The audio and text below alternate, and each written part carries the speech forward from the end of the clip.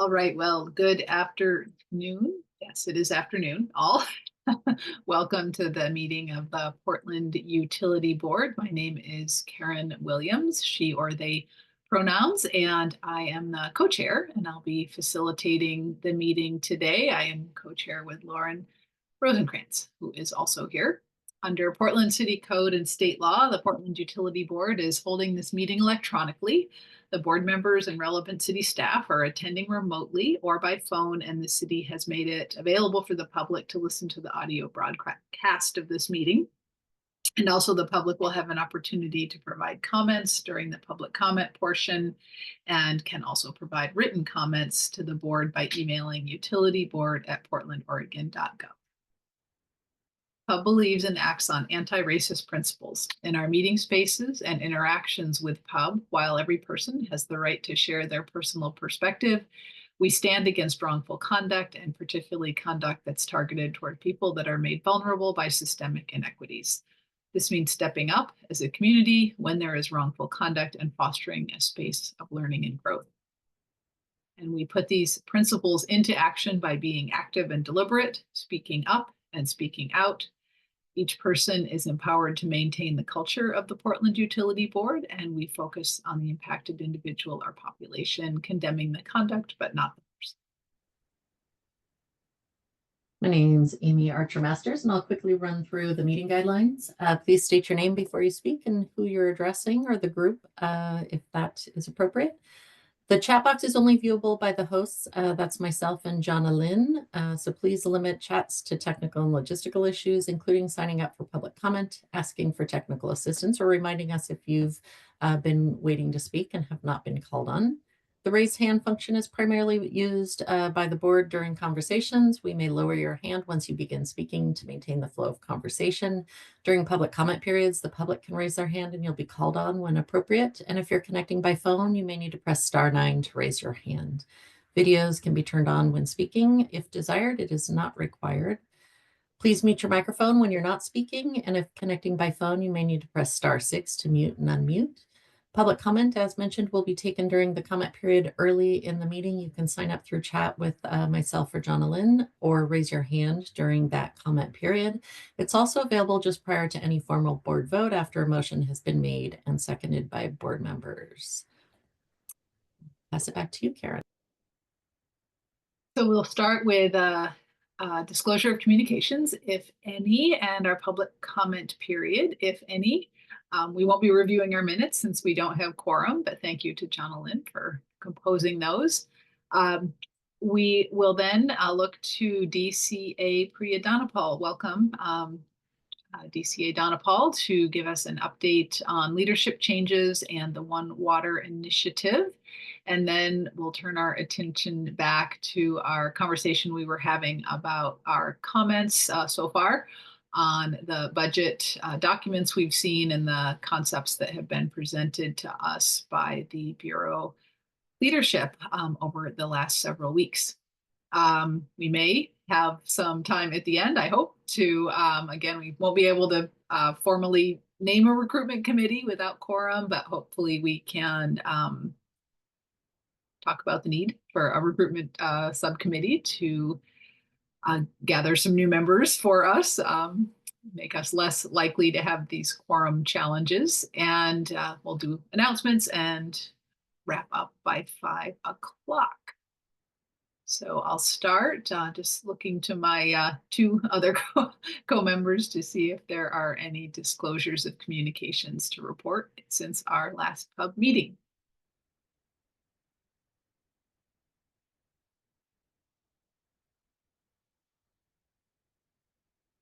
Seeing nothing there, I do not think. I certainly don't have any to report. So we will open the floor for public comment. If you are a member of the public and you would like to make a comment to the board, please raise your hand, hit *9 to unmute or *6 to unmute, depending on, or *9 to raise your hand and *6 to unmute, depending on how you're joining the meeting. Comments from any members of the public that are attending. And thank you for attending, by the way. I've not received any requests via chat or in advance of the meeting.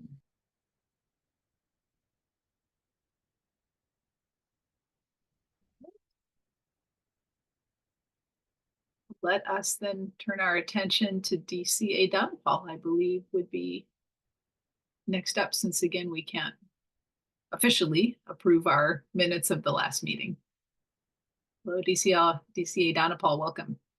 Thank you. Good afternoon, members of the Portland Utility Board. Thank you for having me here. And I also thank you for your continued service and providing independent oversight and guidance on our Portland's utility services. So I wanted to make sure I have an opportunity to connect with you and address any questions you may have regarding the leadership transitions at our Portland Water Bureau and Bureau of Environmental Services, and as well as the broader One Water initiative.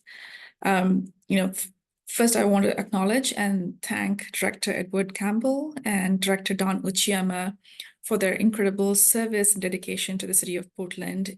Each of them have served the city for over a quarter of a century, shaping the infrastructure and services that Portlanders rely on every day. And they have guided our bureaus and major projects and policy shifts, and have met evolving community needs. So they will leave a huge gap while transitioning out. But to ensure continuity, we have appointed 2 experienced leaders to serve as acting directors during this transition. Quisha Light from the Water Bureau and Ting Lu from BES both bring strong leadership experience and are well positioned to support their teams and maintain stability while we conduct a national search for a permanent leadership for the 2 bureaus. As a part of that leadership transition, the city is taking an opportunity to advance the One Water initiative. I've come to PUB previously to talk about the One Water initiative and with the recommendations that came out, or the feasibility study that we did as a part of how One Water fits to in the Portland context. So one of the recommendations was to have a One Water leader, and then we are using this leadership transition to have an opportunity to advance that initiative and having one director for both bureaus. The hope is this approach will strengthen collaboration between Water and BES, improve service delivery, and also ensure financial sustainability.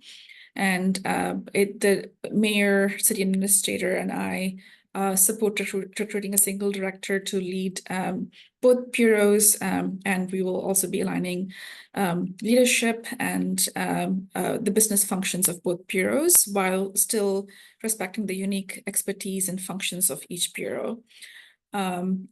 We will be facing the integration over time, starting with leadership alignment, and ensure that any future decisions that are made thoughtfully and with engagement from bureau staff and also stakeholders, especially PUB.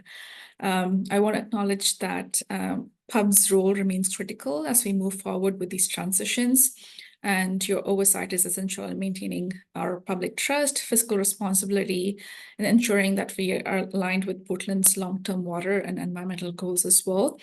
The decision to move forward with a unified leadership structure was made at the executive level, but I want to assure you there will be multiple opportunities for PUB to provide feedback on the implementation of the transition, whether it's recruitment of the One Water director or rollout of the integration.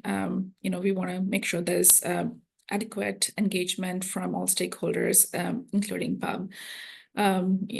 We want to make sure this integration supports operational efficiency and at the same time maintain highest level of service for Portlanders.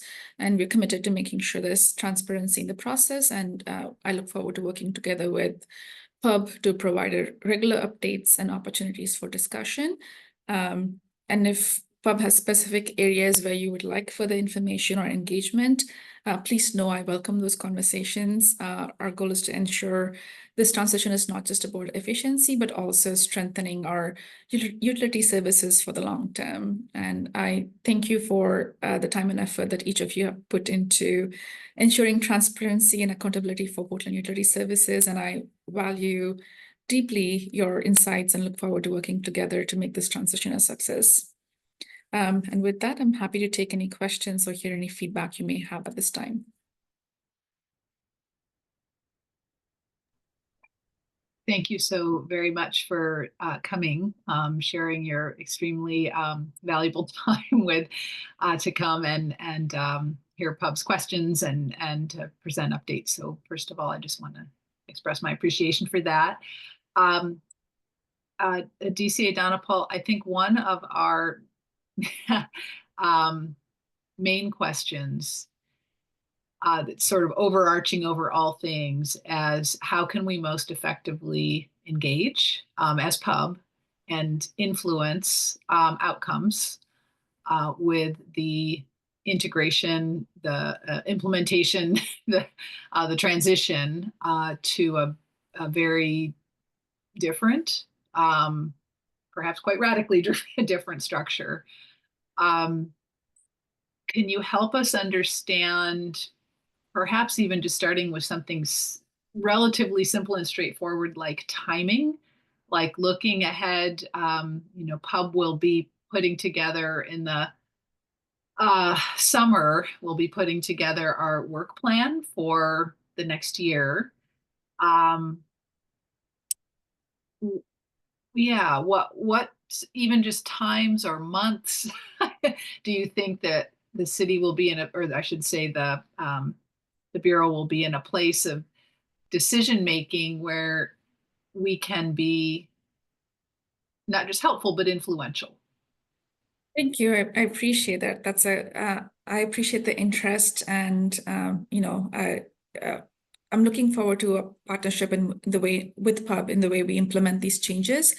With respect to timeline, the topmost priority right now is to make sure we have a One Water director, and we will have a national search for a One Water director using an open recruitment for a national search. We are hoping to have the process for the recruitment begin this month, which might mean the recruitment gets posted next month. So we need to make sure we have a recruiting agency, employee engagement, stakeholder engagement before we go forward with the recruitment. So that is the first step that you would see.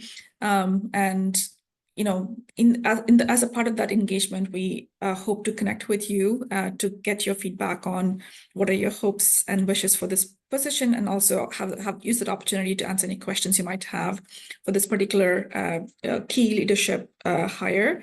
And the other transition, we will have to time it with the city of Portland as a whole is undergoing a lot of structural changes. As a part of the budget, as a part of city wanting to be more efficient, and so there are some core services that are being pulled up into a citywide scale, and so there's some business functions that are being integrated for all service areas, not just public works. So many of those changes will have to be aligned, and the city is also in the public works space. We're also looking into a unified capital infrastructure plan, which includes making sure we're planning for our capital projects in a coordinated way, which we are already doing in some aspects, but with more intention and collaboration between the infrastructure bureaus in the city of Portland. So those are some initiatives that are starting, that have already started, and so we will have to work with those timelines. So I hope to come back to Pub as and when there is progress, to keep you in the loop when those changes begin and at midpoint and towards the end, so we can continue having engagement to inform and also seek input as we go forward with those planning for those transitions and implementing those changes. So I don't have a specific answer for the second part of like when is leadership transition and business integration happening. It depends on when the city's integration would begin. It'll have to align with that. So when I have a more clear answer, I can come back to you. But I do know that we are going to fast track or going to start looking into the One Water director recruitment sooner. Mm-hmm. Okay. And it sounds like understanding that's top priority.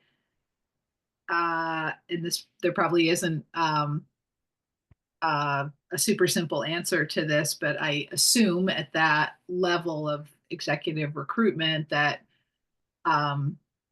it's open until you find the right person. But is there a goal time, like to have, ideally there would be a director hired by June or by September? Do we have? I think by fall it would be a realistic estimate, and we are, I'm not opposed to having multiple cycles.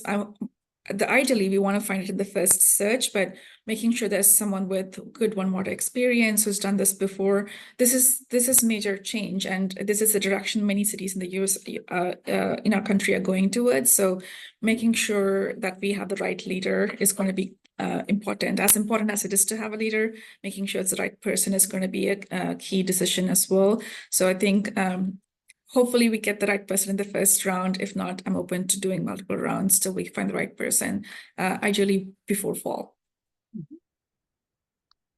And a couple of those other examples you mentioned of sort of the unified capital infrastructure plan, for as an example of anyway, efficiency, sharing of resources, etc.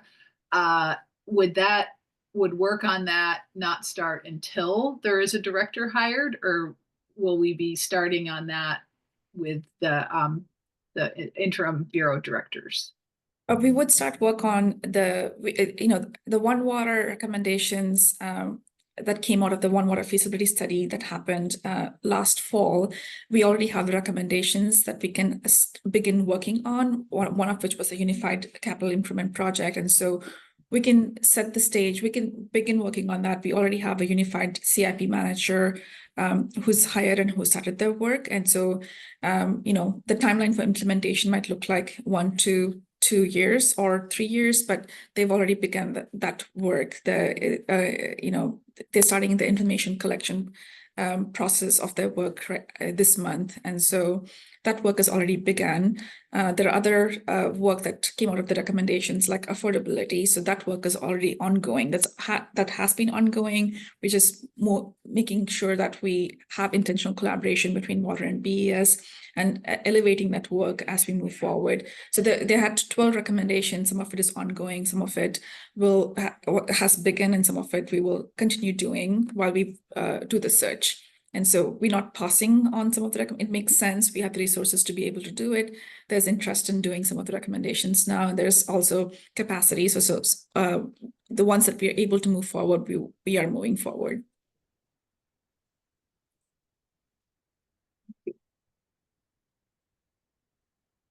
Lauren, Alexis, thoughts, comments? This is Amy, and I do have a pub member who wasn't able to attend today. Kyle shared some questions in advance that he asked me to share if there was time. So I'll start with one, and if one of the others wants to pipe in, I can pause. So the first question was, are there any public works specific strategies to communicate the range of challenges facing the city as well as the service area? I appreciate the depth of intention I gleaned from reviewing all this documentation, talking recent budget documents that were sent, as well as your leadership announcement. But there's no way an average citizen would willingly take the time to drill down like this. They would like to know if there's a way to stave off the perception or reality that constituents will be paying more money for reduced services. How can we foster patience as opposed to resentment? If I understood the question correctly, what are the communication strategies that we are going to use for our residents who are paying for the utility rates with all these efficiencies with respect to budget, and what kind of service that they're getting? So our service area is 7 months young, and we are just now starting to work together as a collaborative. There's partnership that existed between water and BES for many years and decades, and so now we are taking a service area approach on communication. So we will, like, we've engaged with the current council. We are educating our council, which was really important. We had an opportunity to present what what are our individual bureaus about, and how are we setting grades, and what is this rates, what are those numbers used for. It was an opportunity not just to present to council, but also to educate the community. So I think that that went well. We will continue to look for opportunities to use our subcommittees, council subcommittees, to inform council as well as the community who's watching, to share information on how our rates are developed, what are the rates going to be used for, and why it is important to have these numbers that we're having, and also to focus on the affordability work, the great affordability work our peers are focusing on.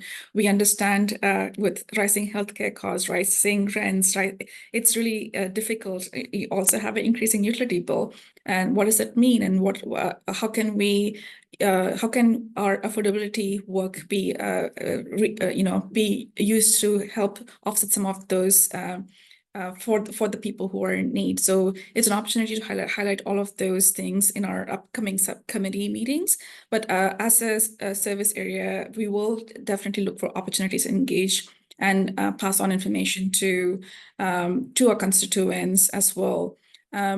We are also looking at communicating the value of water and the cost avoidance because of the work we have done. So we are definitely working together between the two bureaus to look for opportunities to engage with community and pass on the communication as well.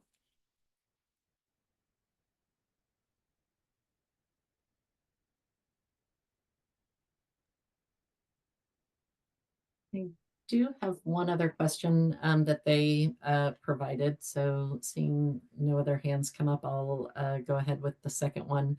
So the question as written is asking about how long you were aware of the departures of the directors and appointments of the interim directors. I think part of the reason for the question is because the announcement came out, and then subsequently were provided a lot of documents that the bureaus had been working on over a long period of time. So of course their names and I guess guidance is throughout those documents. So they really aren't asking the question from an accusatory place, but to understand how leadership, you and city administrator, were able to apply some longer term thinking in your strategic planning, and particularly if there's any disconnect between those documents and the direction with One Water moving forward.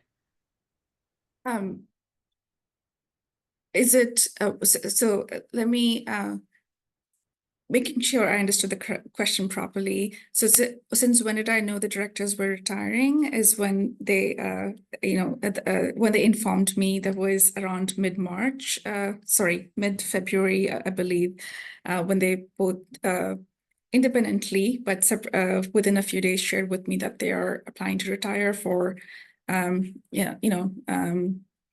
so that presented an opportunity for discussions with the city administrator and mayor to look into an opportunity to look into how we can advance the One Water initiative. So that was that's how we moved forward with this plan.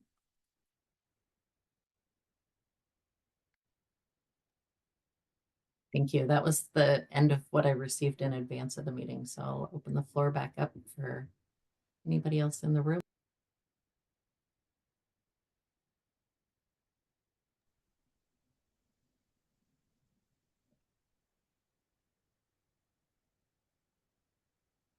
Chris, a member of the public there? I did have a question from a member of the public, and I clarified with them because I believe you already stated this, but I maybe should state it just for the record as well. So the question from the member of the public was just for some clarification, because they heard the name of the interim director for BES as Ting Lu, but they didn't catch the Water Bureau. So I clarified that it is Quisha Light, and asked for clarification about the recruitment that's happening is just for a single director over One Water, and I confirmed that. So I think I think that addressed all of the questions that they had raised, but let me know if I missed something else. Amy, I think you covered it very well. And if at the end of the question and answers, if there's an opportunity to introduce Quisha and Ting to this group, that would be great. I think I think they're in this meeting right now, so it'll be a great opportunity for them to speak up as well, if that is okay with you all. Most definitely. And I see Julia joined, so I want to give Julia a chance to catch up in case Julia has any questions. And Julia, just as a matter of introduction, DCA Donna Paul had just reviewed for us some of the upcoming actions related to One Water.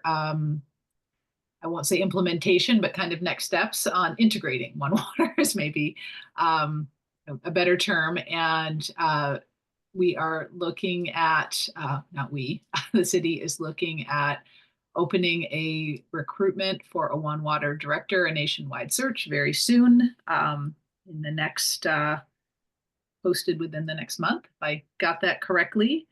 And we were just discussing some of the other opportunities for Pub to be engaged and provide input, or at least be informed of actions that are being taken around integration of One Water. So I hope that's catches you up, Julia, in case you have any questions. And I do want to circle back to member of the public, Chris Wanner, Wanner, and just ask Chris if you got your question answered. I see your hand went down, but you unmuted. Was there anything else you wanted to ask? I do. Yeah, because for the conversation about the use of One Water, I'm just curious, DC and Donapal, so it's not uncommon for water and wastewater utilities. Chris, just to let you know, you are very hard to understand. It sounds like a little bit of a connection difficulty. I wonder, are you in a place where you can type your question perhaps to Amy? How about, is that better now? Yeah, okay. Okay, yes, my apologies. So I understand City of Portland wanting to integrate water and wastewater. It's not uncommon for municipalities across the country to have water and wastewater as a combined administrative function in municipalities, large, small, and otherwise. But I am curious if you know why the use of One Water is being utilized. That's going to be very confusing to people across the country, especially when you go on a search. If you're using One Water, it has very specific connotations in the drinking and wastewater industry, not related to the integration of two bureaus as Portland is doing. Does that make sense? Does the question make sense? One Water is about kind of a concept. I think we got it, Chris. Okay, thank you. Yeah, thank you. Thank you. And One Water is a framework which can apply to different utilities in different ways. And in the Portland context, we're not thinking about integrating the pipes, and we're going to apply it in the Portland context. And we hope when we look for people who are applying, anyone who knows One Water, we are seeking to attract people who know what One Water is and have worked in the One Water space. And hopefully we will attract the right people with our recruitment. And we're also reaching out to our technical organizations that have been elevating One Water on a national and regional space. So we are reaching out to them to reach out to utilities and other spaces to post the job as well. And we will make sure that we have adequate networking and making sure that this gets highlighted. So I understand what Chris is wondering, but I think we are a person who is in the One Water space is whom you're looking to attract, and we are confident that we will find the right person.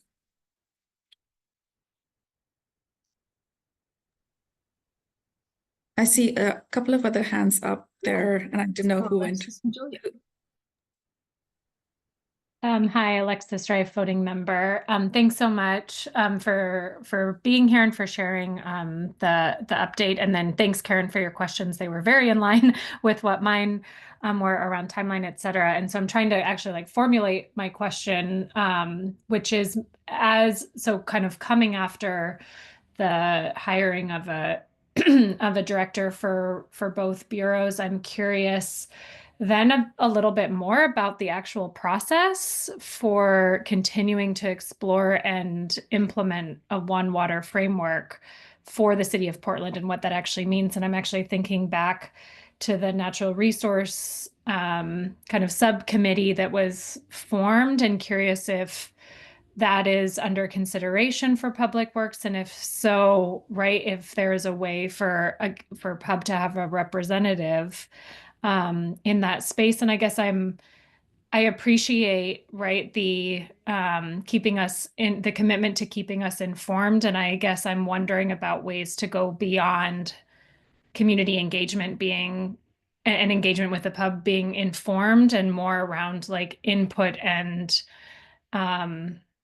actually in like meaningful and intentional ways. And so wondering if you can elaborate on what some of the current on what some of the opportunities were, and if that's still kind of to be decided and would be done with a new director. I guess I just want to say out loud again that we want to be part of these decision makings, especially for such a significant shift within the city, and it's at least my belief that that is an important role that the pub should be playing in this process.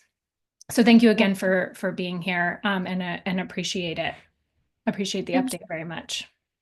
Thank you. I appreciate it. And I think that's a great question. And I'm open to considering ways in which we can keep not just a pub informed, but also engaged. And whether that's a subcommittee or if there's other recommendations, I'm open for discussions on ways in which we can engage pub. And by engage, it's not just inform, but also seek feedback and input in the process. And we, as you mentioned, it's yet to be decided. We are still in the infancy of the whole process. So as we start formulating our steps, we'll definitely reach out to you all for input on how we can have, seek input and in an influential way like you're proposing. I definitely want to keep you in the loop and get feedback as we go about the implementation of whether it's the One Water director or the overall integration process.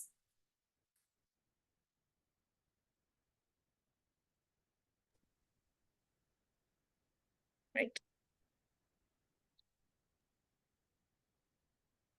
Julia, go ahead.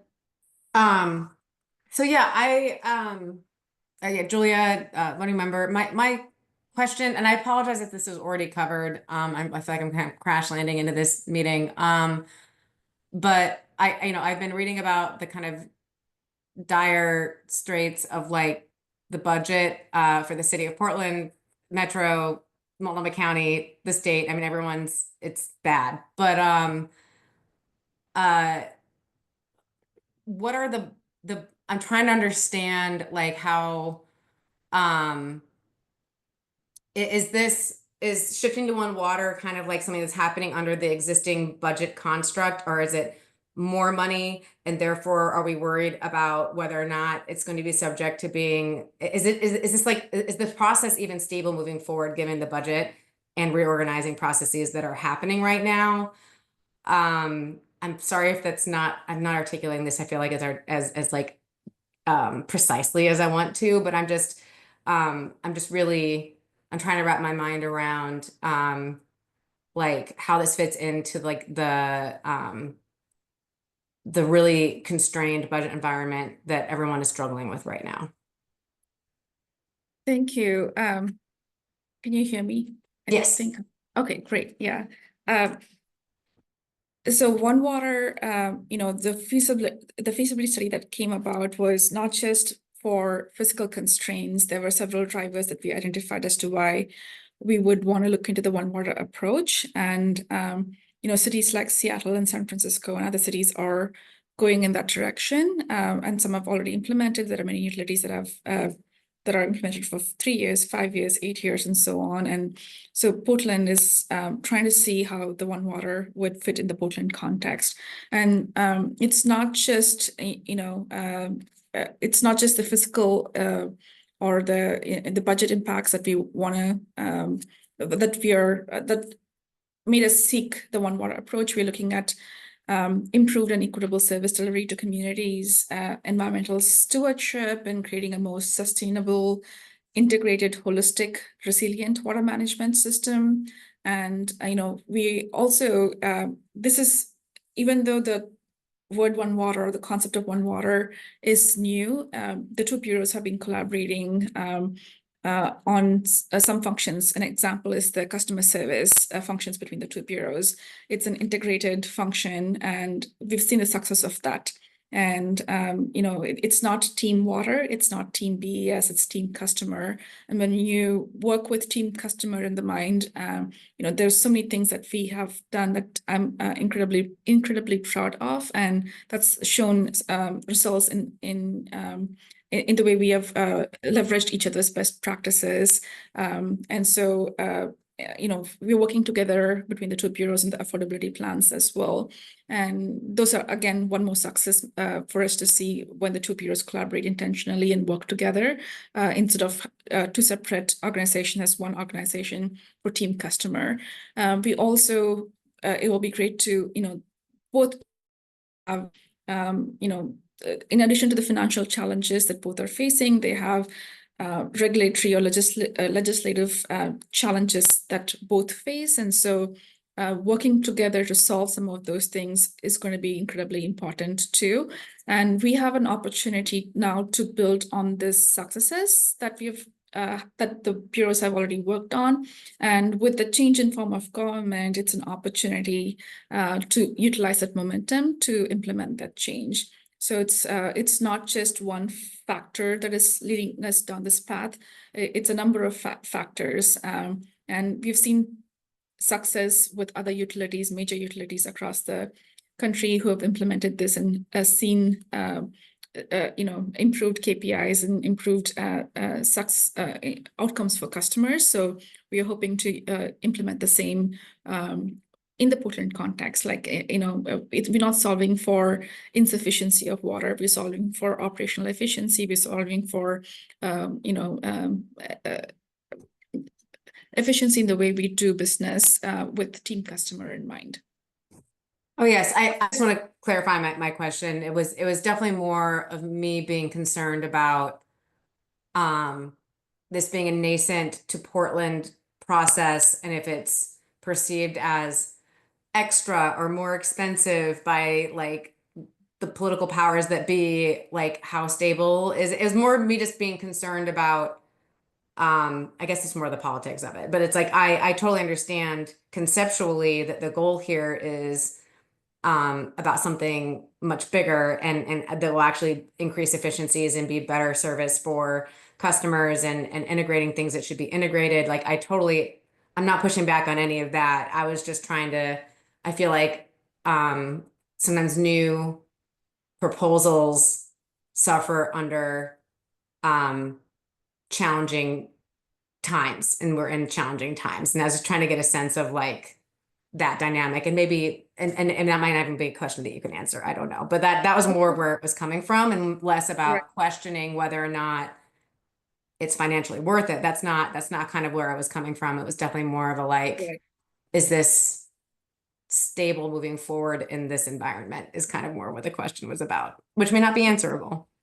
Yeah, and no, I have confidence in our teams. I know it feels like a lot of moving parts, but we have staff within our bureaus and great leadership teams who are focused on the work that we're doing, and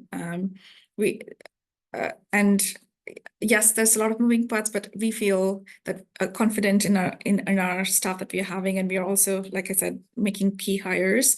There will be the one water director hire, and then we're also looking for other key hires to support the teams that will be helping implement these changes as well. And in addition to that, there will be change management processes in place as we help the service area and the city, move through this transition. So, yeah, thank you.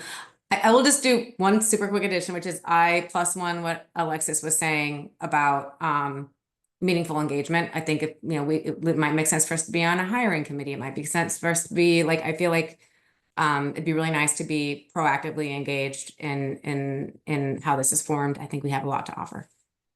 thank you. I think I hear that loud and clear from all of you, and definitely will find opportunities in which we can use to get input and have a meaningful opportunity to engage with Pub.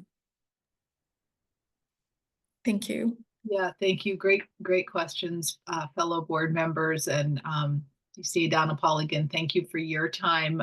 If I may, as you're leaving, and I'm sure you are pressed to get to your next engagement, but just hearing people's questions and suggestions, and then your examples of processes that are already happening and have been happening to sort of enhance the collaboration and sharing of resources between the two bureaus, I might suggest that those indeed are opportunities for Pub to be engaged with, and not expecting DC Donapal that we would get your time, but perhaps the key lead staff who are leading those collaborative processes around customer service, around improved access to financial assistance programs and so forth. Perhaps at your direction, those staff could come to Pub and ask for our input as those processes are being developed. We don't need to wait, right, until the fall and there's a new director. It sounds like there's ongoing really the implementation of One Water now, and let's see if we can be involved in those processes. Absolutely, I think that's a great idea. And then I see if you're open to collaboration with us, maybe we can suggest some topics for upcoming Pub meetings, so our staff can be prepared to come and present a section of work that they're doing. And then I do want the two main people that I do want to make sure Pub is connected with is the interim directors. And so these interim directors will be the ones who are going to be able to identify which programs to bring and which staff to bring. And so I want to make sure we introduce them to Pub today, and I encourage them to stay in touch with Pub members and continue bringing any ongoing key initiatives to keep Pub members in the loop, and continue working with Pub members. So, and if there are no other questions, I definitely would like to see if we can have an opportunity to introduce both upcoming and incoming interim directors, Quisha Light for water and Ting Lu for BES, if that's okay with you. We would love that. Okay. Quisha and Ting, would you like to say hello to Pub? We would love to welcome you. Hello, members of the public brains, end of the day, the Public Utility Board. It's good to be here and see you all again, and I am looking forward to continuing to work with you in this new role as the interim director. And we will definitely continue to reach out around the affordability efforts, because it's been great in the past to come before you talk to you about the programs and the things that we're doing and get your great feedback. And I do look forward to continue to do that as we think about how we're balancing affordability, sustainability, efficiency, all these things that DCA Donna Paul just finished talking with you all about. So thank you for your dedication and service to this work.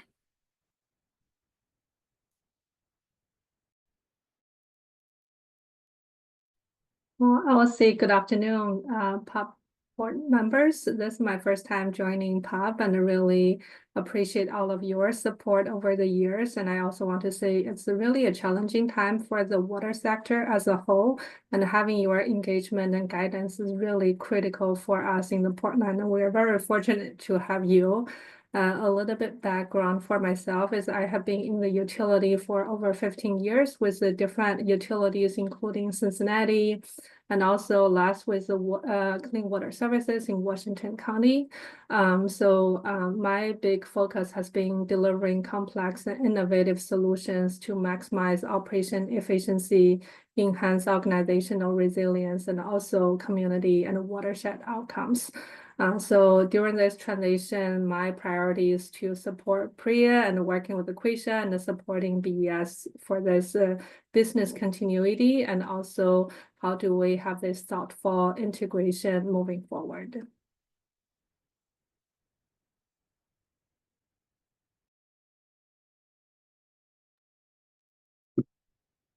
Wonderful to see you again, Quisha, and wonderful to meet you, Ting. Thank you both for being here and for your leadership in the space. Look forward to working with you.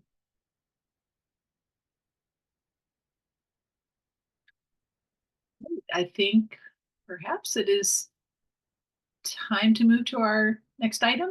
Are we ready for that? Again, DCA Donna Paul, thank you for being here. Bye. Okay, transition. Speaking of transitions. So when we last left our heroes, we were with Amy's assistance, we were getting our thoughts down on virtual paper on our reflections, concerns, comments, questions on the budget as it has been presented so far. And up until a couple of days ago, that was based on direct presentations we'd had from Farshad, from Cecilia, and follow-up information we received. We now have the communication from the city administrator on their budget recommendations. So I think our next steps then, considering the new, that we do in fact have a official communication from city administration, not us directly, but we have their budget recommendation. Does that change or add to, or is there anything that we would like to add to our existing list of concerns, questions, and reflections? So that's where I would go next. Amy, did you want to kind of talk through? Yeah, I think that sounds good. I mean, we have, let's see, we have about 30 minutes left in the meeting. So, and a limited group, but a group that some of you have provided some specific feedback already that I've tried to just integrate into just the bulleted list that we have right now.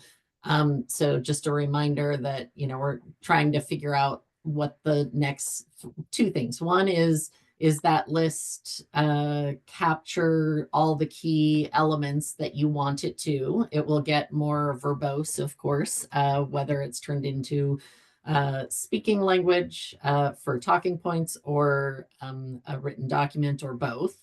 Most likely both, usually it is.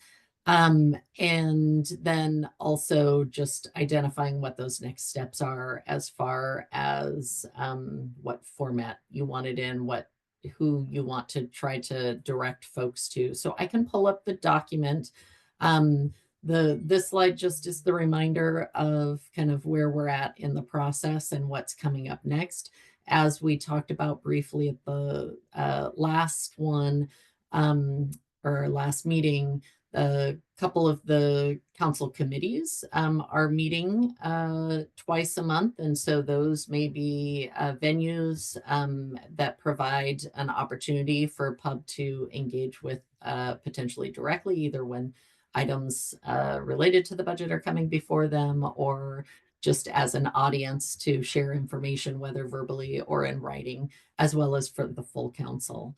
And so far, the feedback that I had received from some members was just generally interest in making sure that you're communicating to the broad swath of leadership, including the full council, the committees, the city administrators, but then also making a plan with some specific actions as far as follow-up or recommendations that you're wanting to see some feedback, I guess, from those leaders as you move forward. So on your screen now, I believe, is the document that we had been working from at the last meeting. What it has now, it has just been some integrated minor changes based on some of the comments that we had at the last meeting. So again, this is still at a relatively high level, not a lot of detail in each of those categories. And so we would work either with pulling from prior documents or asking for input from some of you as volunteers to make sure that we get the wording right for each of these sections, but just looking for feedback on, is there anything missing? Is there something in here that you don't think should be highlighted? Is there anything that you want to emphasize and make sure, you know, we start and finish with as a priority? So just looking for feedback from the group.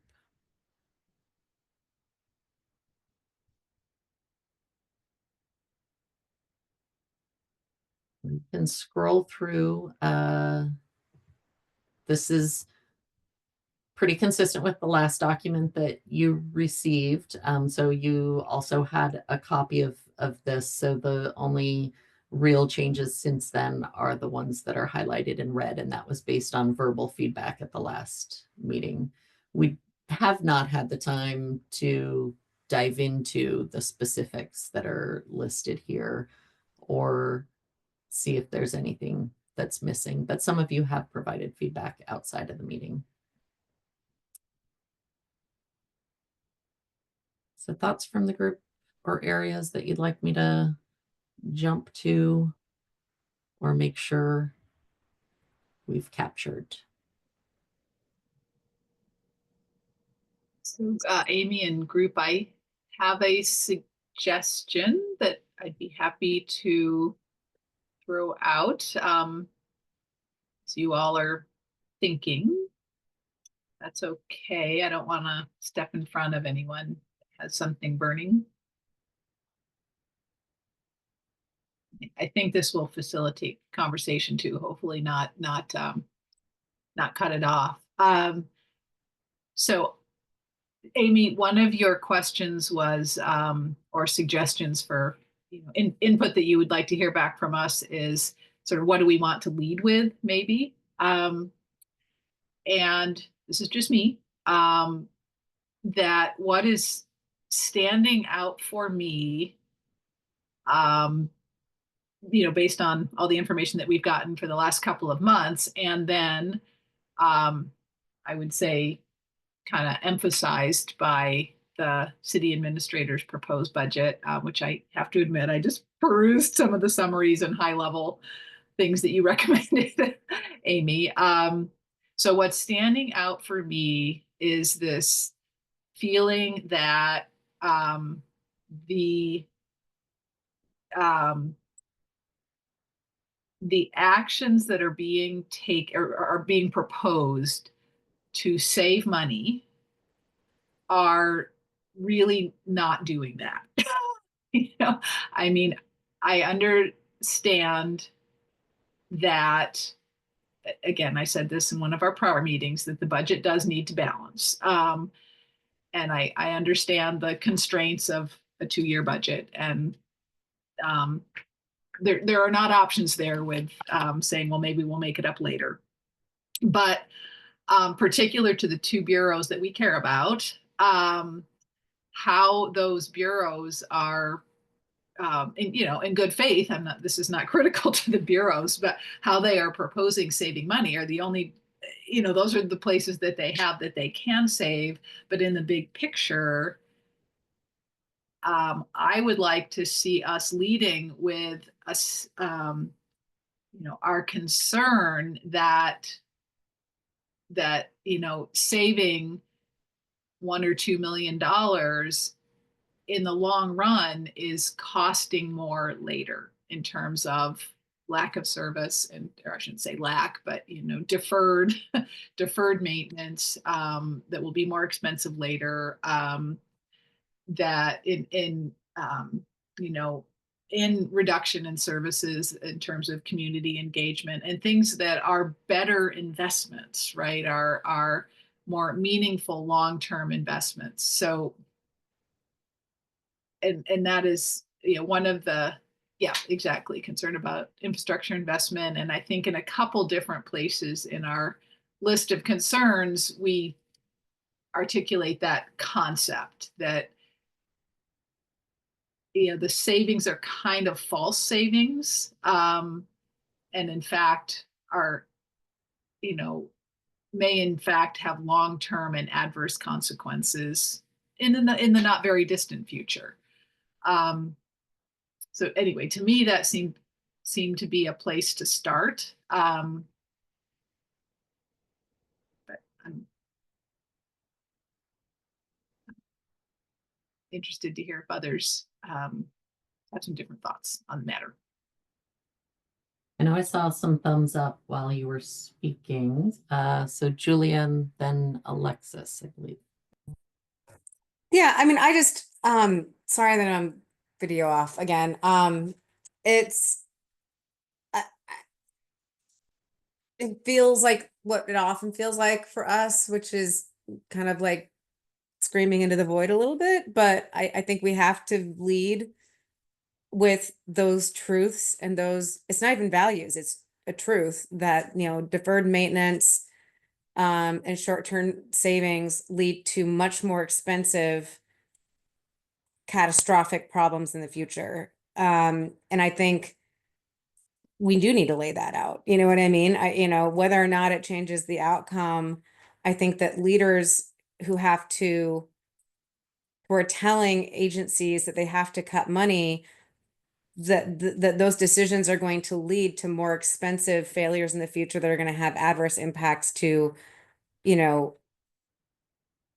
communities and to communities that are already heavily impacted. So I think I agree with you about trying to lead with concern that's not so much aimed at the agencies for making the cuts, like you said, they've been told they have to make cuts, but they're really aimed above them, asking agencies that provide services as crucial as clean water services and drinking water services, when we aren't able to do expensive projects that forestall future crises, these are going to be more expensive, higher impact problems in the future and not that far in the future. So I agree with you about needing to lead with that.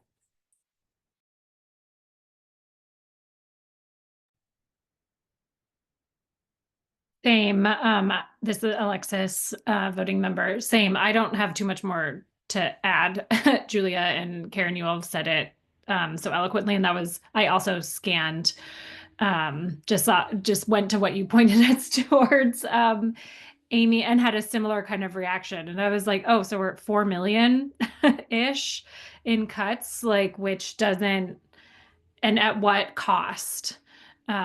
For the future. So I agree with you, Karen, about really leading with that. And I also, yeah, I would love for us to figure out a way to think creatively about getting this heard by, I know we have a new council, and so maybe we'll have better luck with like getting letters out, et cetera. And I'm wondering about our strategies here. Like, should we be inviting all of the council members who are on the infrastructure committee, right, to a pub meeting? Should we be going to their meetings? Like, like just thinking about strategies that we can be using to share this input.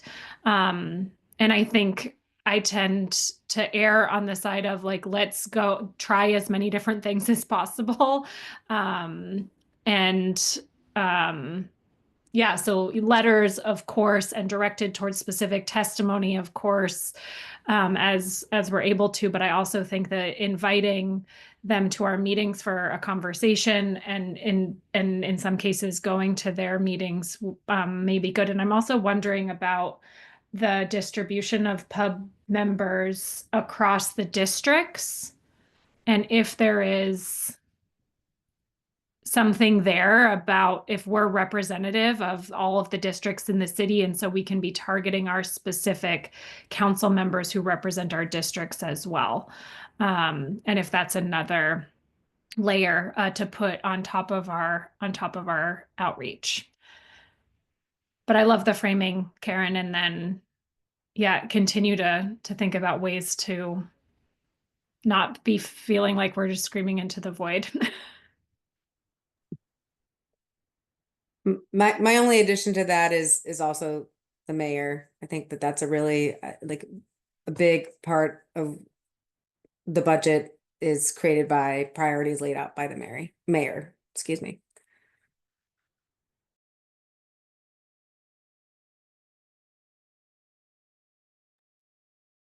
So what if, with all that in mind, what if we started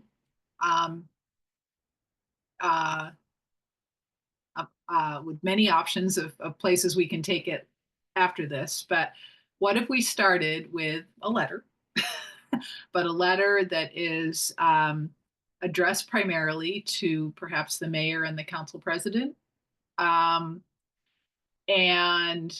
maybe CC'd to the infrastructure and the budget committee chairs or co-chairs, not sure which they have, as well as, of course, bureau leadership.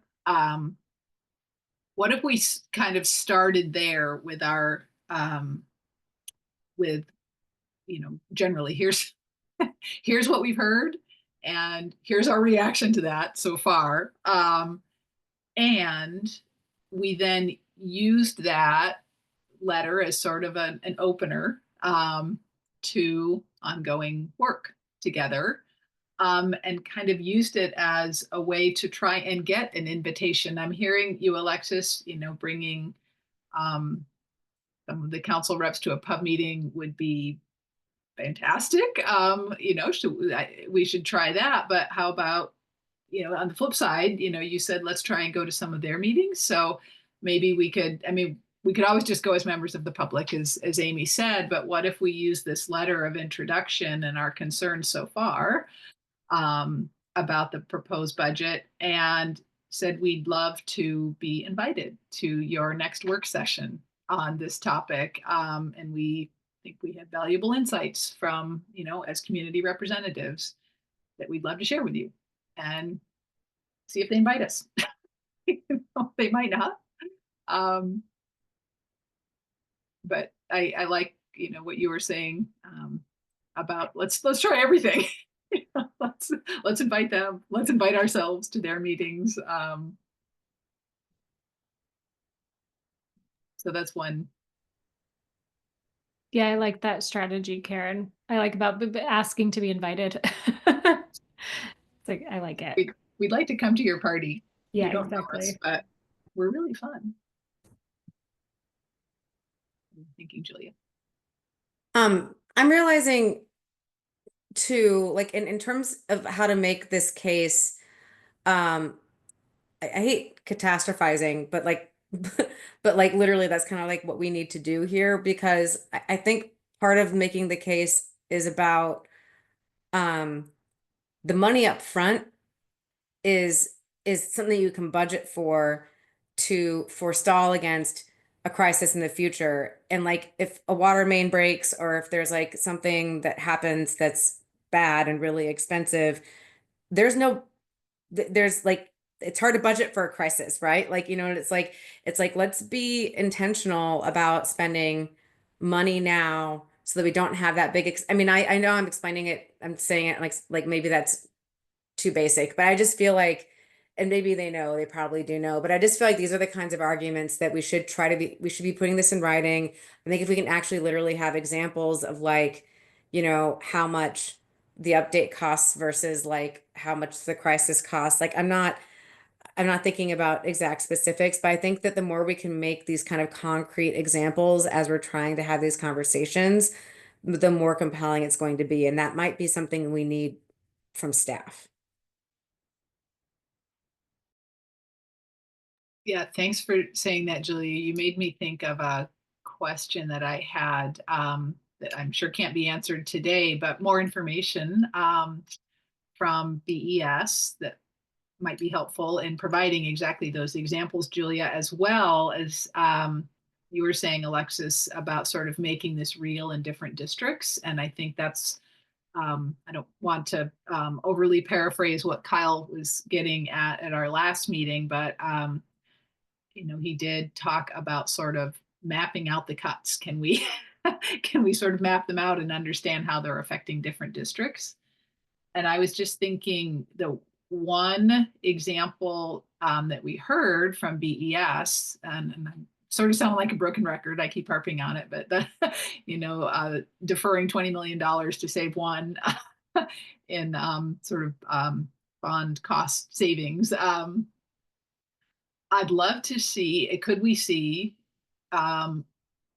just see a map of where that, where those projects are that we would not be spending that $20 million on.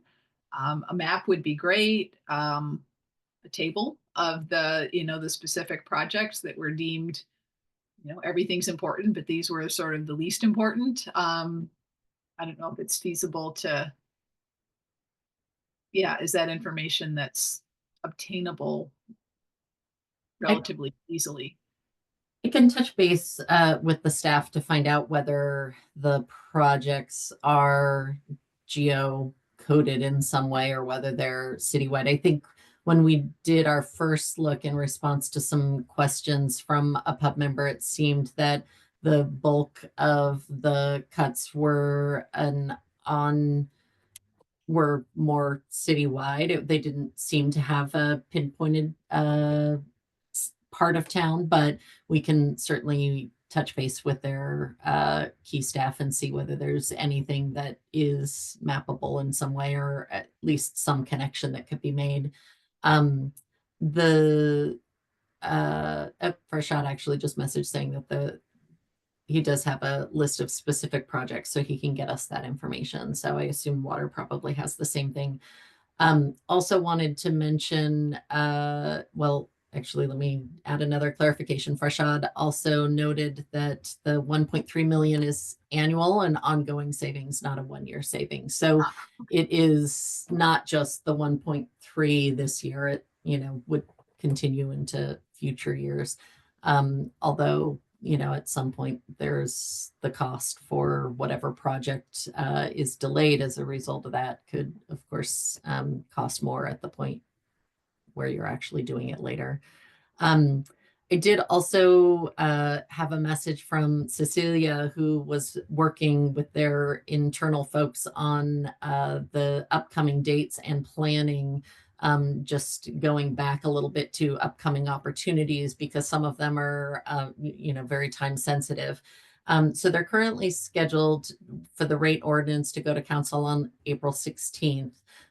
Which I'll follow up with them on because I heard at one of the committees that they were talking about a different date on April 23rd. So I'm not 100. I know the 16th is the date that it is the official calendar, but I know that the committee was had a different date in their presentation. So I will confirm that. I'm not positive. The They have been asked to present to the Transportation and Infrastructure Committee prior to going to council at the rate hearing. So they're working on dates still. It's possibly March 24th or April 7th. And they did talk about having Pub be invited to testify. So similar to how you have in the past at work sessions, that perhaps that will be an opportunity when they go to the committee. So whatever language we're working on in written form, we can also at the same time be working on talking points for verbal testimony for somebody who might be available to provide that. So as soon as we know which dates are firm, certainly we'll let all of Pub know and identify whether we have any volunteers in the group who'd be willing to share the testimony on your behalf. And of course, if you can't, then staff can. But it's always more compelling coming from you all. I think that was all the clarifications I had. I'm forgetting what your direct question was at the time and whether I answered it, Karen. I apologize. I got distracted with the other clarifications I was. I think I probably forgot to, and it probably. Oh, the mapping part. So yes, there yeah, is yeah, some right. element of that. Yeah. Okay. So I did Yeah, answer that. yeah, it would be nice to. Yeah. So we'll see what we can That's pull one together. thing that is kind of mappable. Yeah. Yeah. And you did, in your conversation, you had, one of you had talked about also just identifying where all of you are in the districts in case that may provide some, opportunity for direct communication with whoever your council member is representative for your area. So I will, Jonalyn and I had talked about that, but we haven't surveyed folks yet, but we can put something together that identifies who belongs to which district so that we have that as we make decisions moving forward. I like what you and the other Pub members are proposing as far as kind of the next steps and how to craft it. So we can, as staff, certainly get started on that. And then if there's any individual folks who want to help with wordsmithing between now and the subsequent meeting with those dates that Cecilia had on the table, we will have one more meeting, which hopefully, fingers crossed, we'd have quorum at, and be able to delegate to whoever is available on the dates that at least that first committee meeting is taking place to testify on your behalf. In absence of that, we as staff can share what you've pulled together, even if it's just as a subcommittee, or either of the two chairs could share that on Pub's behalf.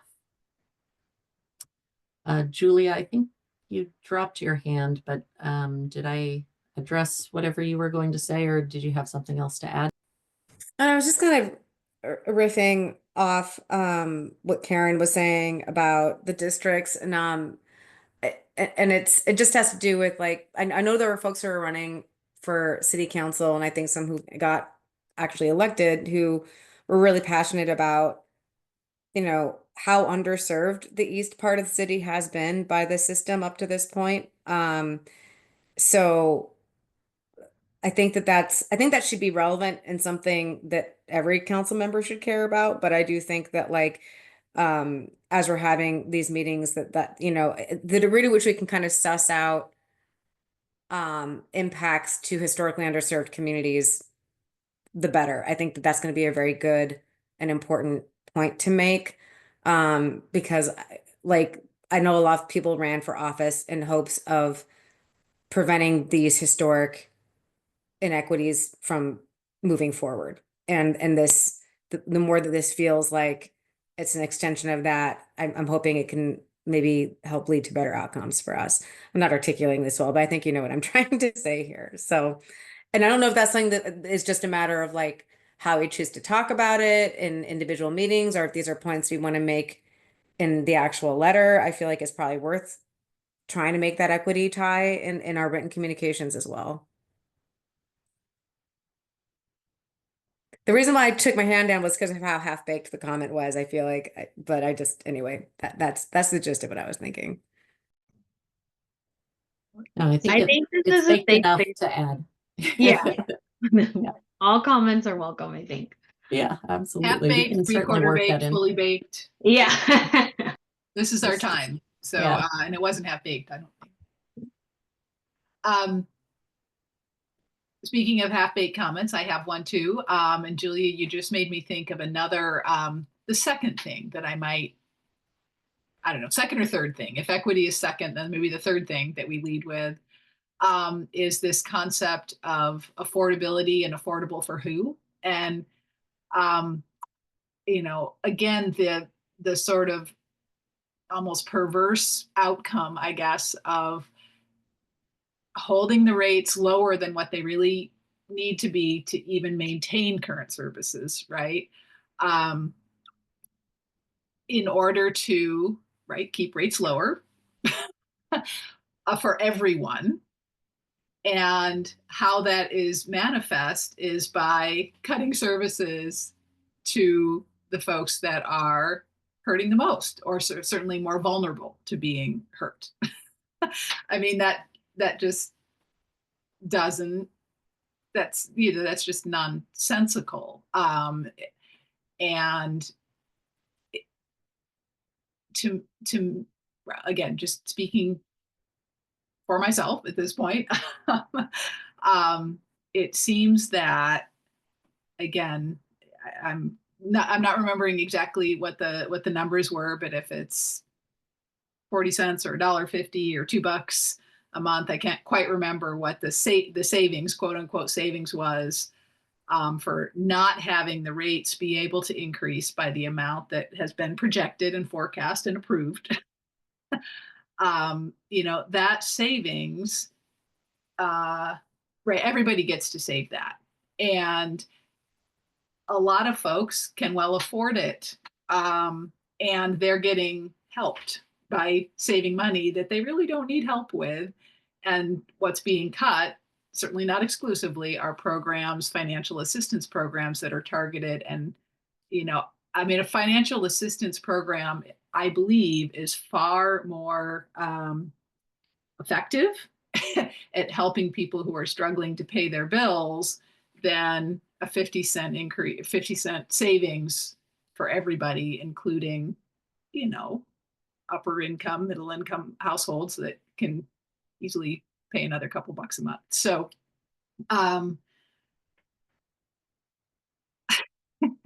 affordability and sort of the falseness, right, of affordability. I would think that's sort of another theme, maybe, that we could call out. Again, it's a kind of a false savings, and it's not, certainly not directed and targeted to the folks who most need the help. Yeah,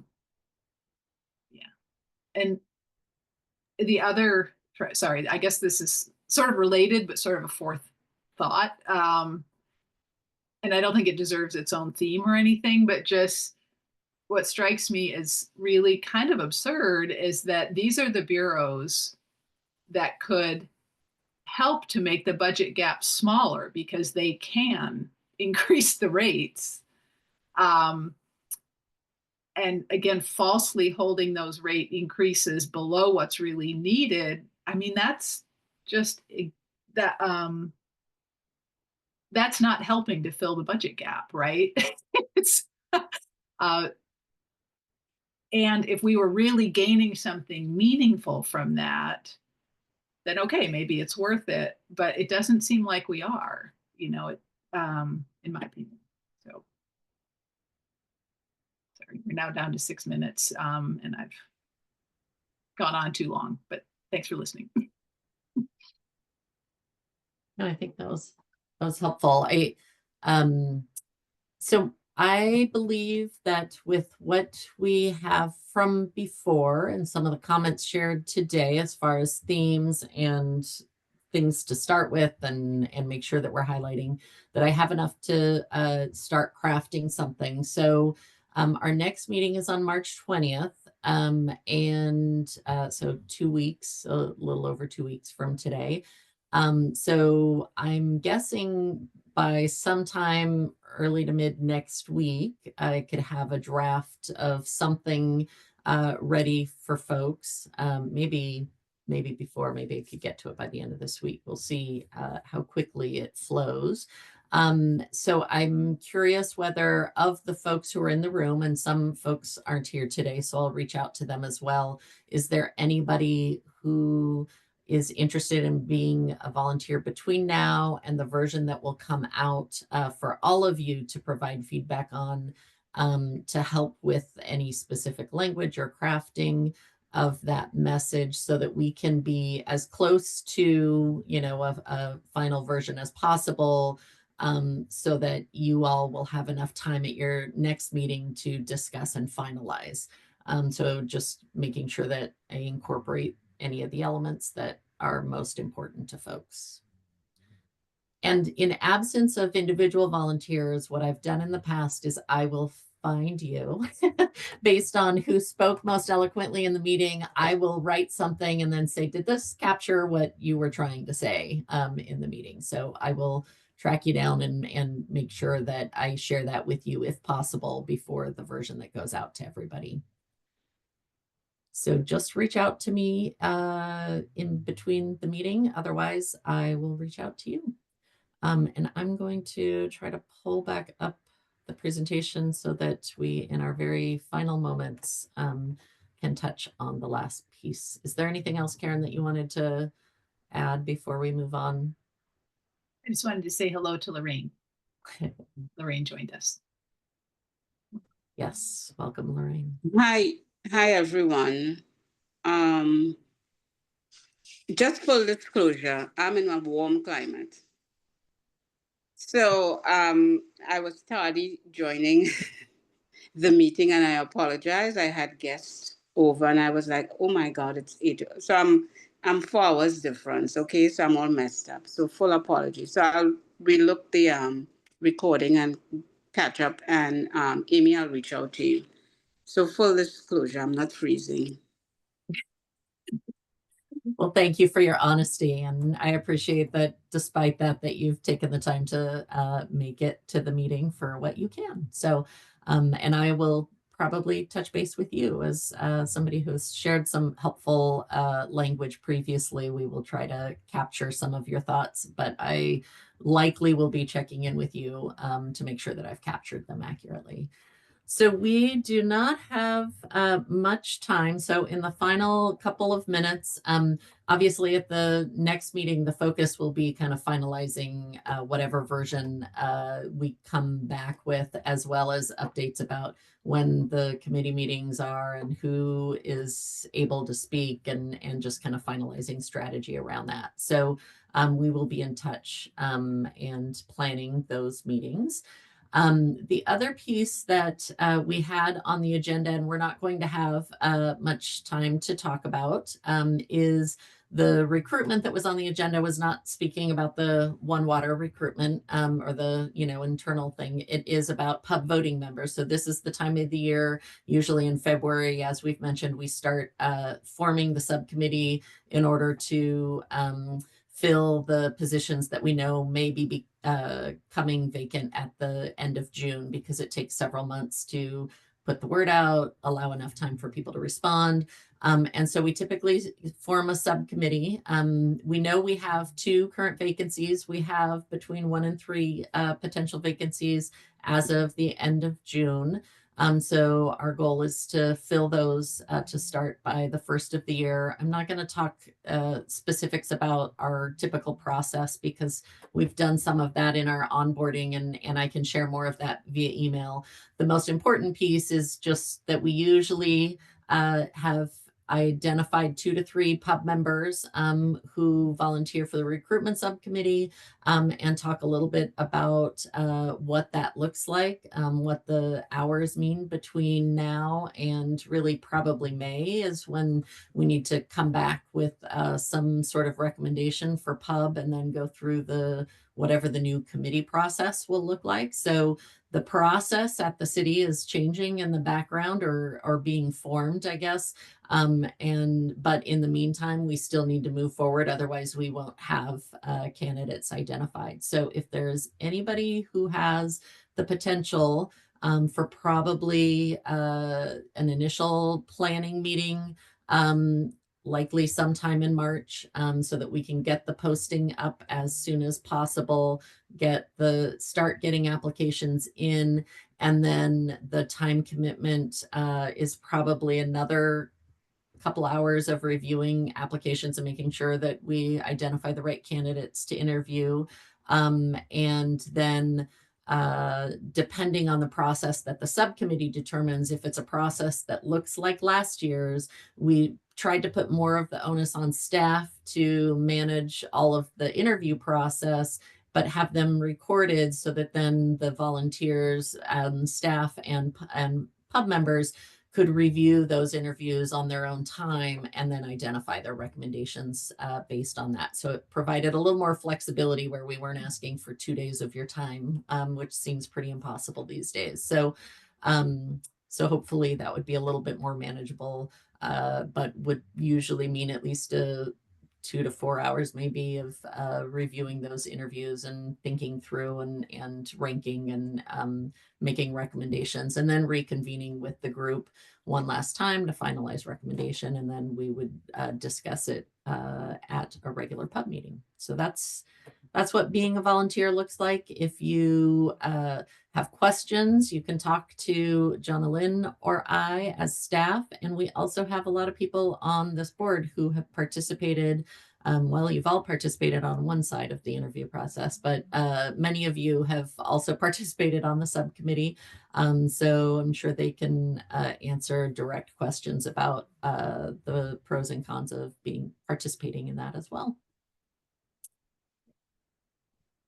I'm going to just jump to final announcements because we are at time. We're already a minute over. So we'll provide an update by email. We did meet with the new city engagement officer, so we'll let you know kind of what we've learned from that meeting and what is coming up over the year as far as how it interacts with advisory boards.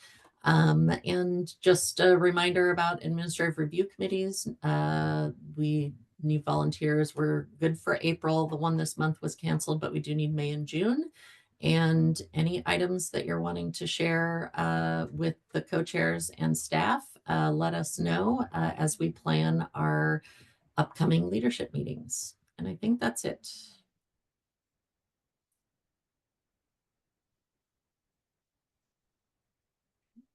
So we will continue to keep you updated and plan for the upcoming meetings. Thank you. Yeah, thanks. Thanks, for that everyone. summary. Thanks everyone for your time. Thanks, everyone.